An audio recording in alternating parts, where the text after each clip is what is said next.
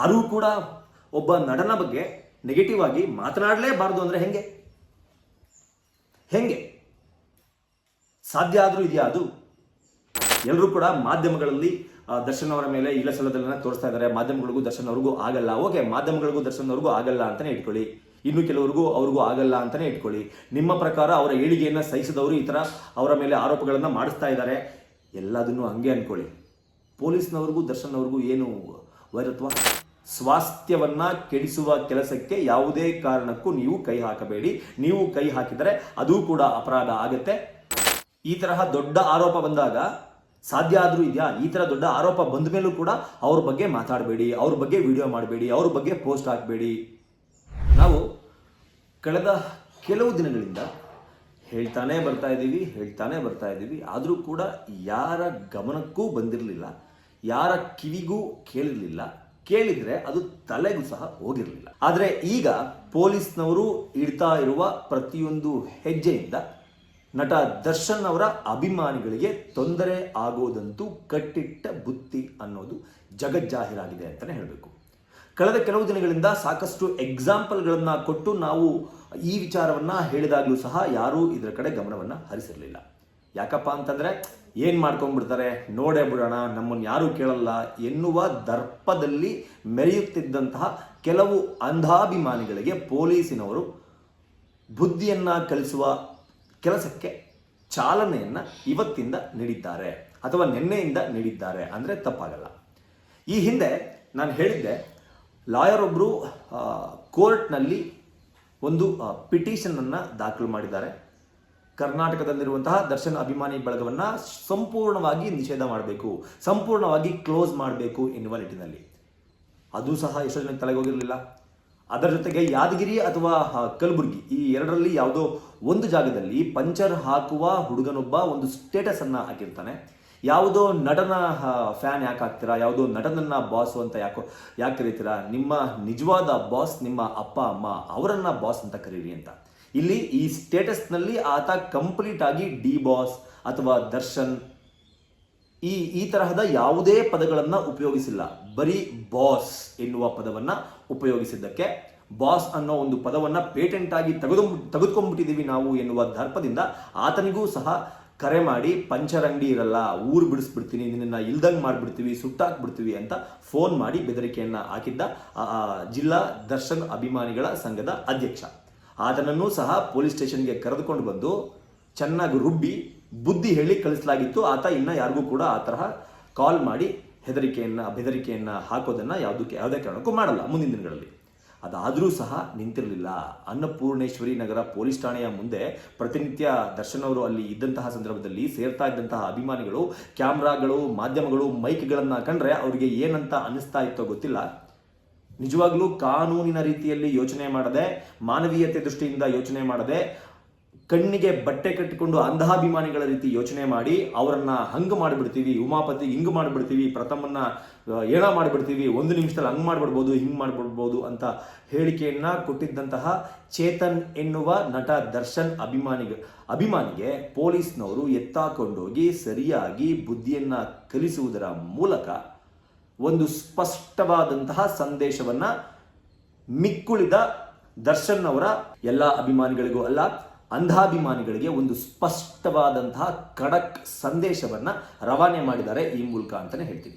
ಬೆಂಗಳೂರಿನ ಬಸವೇಶ್ವರ ನಗರ ಪೊಲೀಸರಿಂದ ಚೇತನ್ ಎನ್ನುವವನನ್ನ ಅರೆಸ್ಟ್ ಮಾಡಲಾಗಿದೆ. ಅರೆಸ್ಟ್ ಮಾಡಿ ಪೊಲೀಸರ ಭಾಷೆಯಲ್ಲಿ ಯಾವ ರೀತಿ ಬುದ್ಧಿಯನ್ನ ಕಲಿಸಬಹುದೋ ಆ ರೀತಿ ಬುದ್ಧಿಯನ್ನ ಕಲಿಸಲಾಗಿದೆ. ಈ ಚೇತನ್ನನ್ನ ಅರೆಸ್ಟ್ ಮಾಡಿದ್ದು ಯಾಕೆ, ಈತ ಮಾಡಿದ ತಪ್ಪಾದ್ರೂ ಏನು, ಯಾರ ಬಗ್ಗೆ ಈತ ಏನೆಲ್ಲ ಮಾತನಾಡಿದ್ದ ಅನ್ನೋದನ್ನ ಅವನ ಬಾಯಿಂದ ಒಂದು ಸಲ ನೀವೇ ಕೇಳ್ಬಿಡಿ. ಒಂದು ನಿಮಿಷಕ್ಕೆ ಅವ್ನಿಗೆ ಏನ್ ಬೇಕಾದ್ರೆ ಮಾಡ್ಬೋದು ಹೇಳ್ತೀನಿ. ಬರುಂಗೆ ಅವನು ಅವರ ಒಳಗಡೆ ಅವ್ರನ್ನ ಕೂಡ ಬೇಜಾರು ಮಾತಾಡ್ತಾನೆ. ತಗಡೆ ಪಗಡೆ ಅಂದಾಗ ಮಾತಾಡಕ್ಕೆ ಅವ್ನಿಗೆ ಎತ್ತಿಲ್ಲ. ನನ್ನ ಮಗನಿಗೆ ಅವ್ನ ಮಕ್ಕ ನೋಡಿ ಭಾಷೆ ದುಡ್ಡು ಹಾಕಿಲ್ಲ. ಒಂದು ನಿಮಿಷಕ್ಕೆ ಅವ್ನಿಗೆ ಏನ್ ಬೇಕಾದ್ರೆ ಮಾಡ್ಬೋದು ಹೇಳ್ತೀನಿ. ಬರುಂಗೆ ಅವನು ಅವರ ಒಳಗಡೆ ಅವ್ರನ್ನ ಕೂಡ ಬೇಜಾರು ಮಾತಾಡ್ತಾನೆ. ತಗಡೆ ಪಗಡೆ ಅಂದಾಗ ಮಾತಾಡಕ್ಕೆ ಅವ್ನಿಗೆ ಎತ್ತಿಲ್ಲ. ಇದಿಷ್ಟು ಚೇತನ್ ಮಾತನಾಡಿದಂತಹ ರೀತಿ. ಆ ಉಮಾಪತಿಗೆ ನಾವು ಏನ್ ಬೇಕಿದ್ರು ಮಾಡಬಹುದು, ನಮ್ಮ ಬಾಸ್ ಒಳಗಡೆ ಇದ್ದಾರೆ ಅಂತ ತಗಡು ಗಿಗಡು ಅಂತೆಲ್ಲ ಮಾತಾಡ್ತಾ ಇದ್ದಾನೆ. ಅವನ ಆತರ ಮಾತಾಡೋ ಹಂಗಿಲ್ಲ.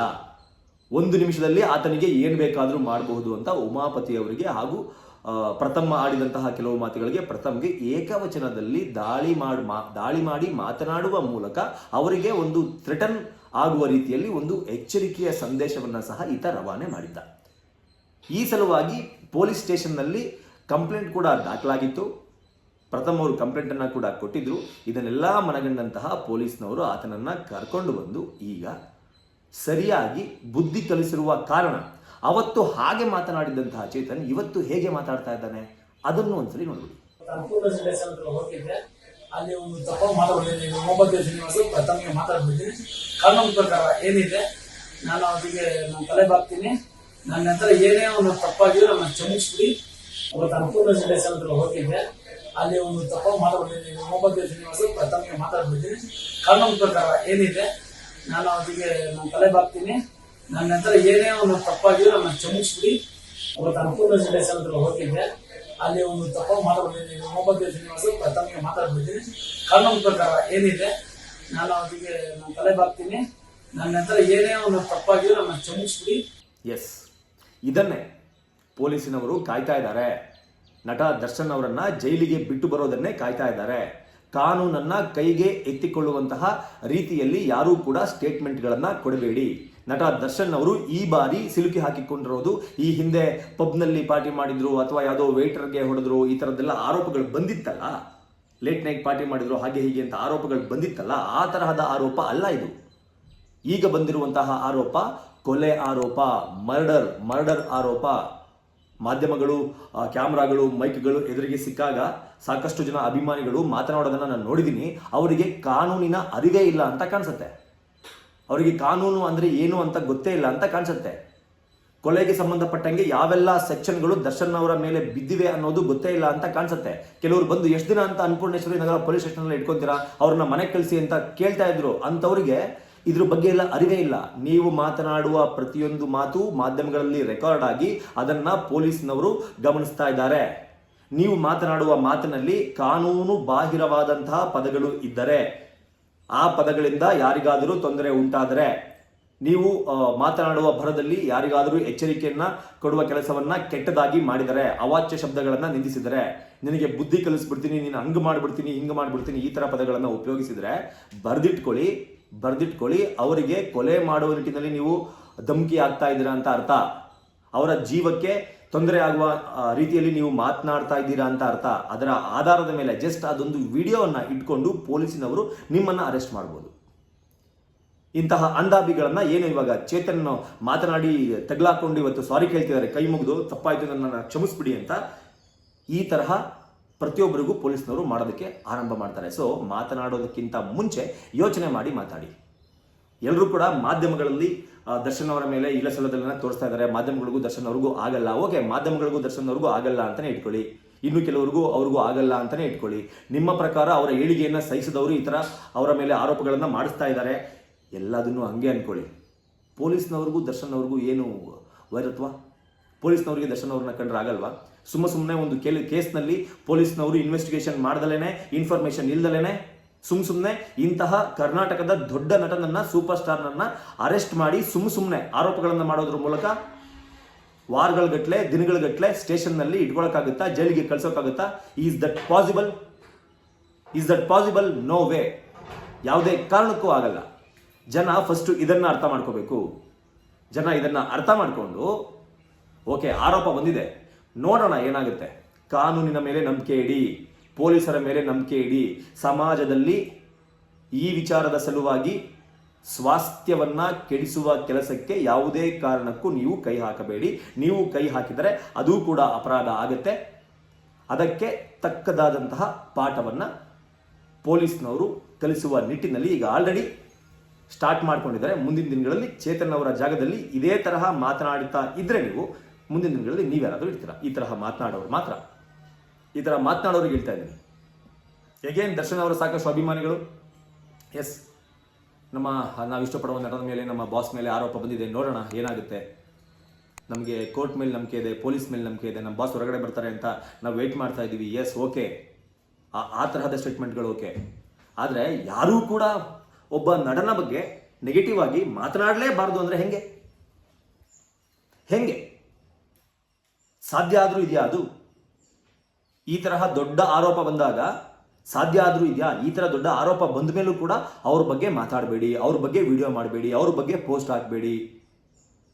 ಈ ತರಹ ಯೋಚನೆ ಮಾಡೋದೇ ಮೊದಲನೇ ತಪ್ಪು. ಈ ಥರ ಯೋಚನೆ ಮಾಡಿ ಕ್ಯಾಮ್ರಾಗಳ ಮುಂದೆ, ಮೀಡಿಯಾಗಳ ಮುಂದೆ ನಾಲ್ಗೆಯನ್ನು ಹರಿಬಿಟ್ಟಿದ್ದಕ್ಕೆ, ಎಲ್ರಿಗೂ ಕೂಡ ಥ್ರೆಟನ್ ಆಗುವಂಥ ಸ್ಟೇಟ್ಮೆಂಟ್ಗಳನ್ನ ಕೊಟ್ಟಿದ್ದಕ್ಕೆ ಚೇತನ್ಗೆ ಇವತ್ತು ಈ ಪರಿಸ್ಥಿತಿ ಬಂದಿದೆ. ದಯಮಾಡಿ ಇನ್ನು ಮುಂದಿನ ದಿನಗಳಲ್ಲಾದರೂ ಎಚ್ಚೆತ್ತುಕೊಂಡು ಈ ನಿಟ್ಟಿನಲ್ಲಿ ಮಾತನಾಡುವಾಗ ಎಚ್ಚರಿಕೆಯಿಂದ ಮಾತನಾಡಿ ಅಂತ ಎಲ್ಲ ಅಭಿಮಾನಿಗಳಿಗೂ ಕೇಳಿಕೊಳ್ಳುತ್ತಾ ನನ್ನ ಈ ವಿಡಿಯೋವನ್ನು ಮುಗಿಸ್ತಾ ಇದ್ದೀನಿ. ಏನನ್ಸುತ್ತೆ ಈ ಘಟನೆ ಬಗ್ಗೆ? ಈ ಘಟನೆ ಆದ ನಂತರ ಪೊಲೀಸ್ನವರು ನಡೆದುಕೊಳ್ತಾ ಇರುವ ರೀತಿಯ ಬಗ್ಗೆ, ಚೇತನ್ಗೆ ಅರೆಸ್ಟ್ ಮಾಡಿ ಪೊಲೀಸ್ನವರು ಹೇಳಿದ ಪಾಠದ ಬಗ್ಗೆ ನಿಮ್ಮ ಅನಿಸಿಕೆ ಏನು ಅನ್ನೋದನ್ನು ಕಮೆಂಟ್ ಬಾಕ್ಸ್ ಮೂಲಕ ತಿಳಿಸಿ ಅಂತ ಕೇಳ್ಕೊತಾ ಈ ವಿಡಿಯೋನ ಮುಗಿಸ್ತಾ ಇದ್ದೀನಿ. ನಮಸ್ಕಾರ. Beat Plus Karnataka.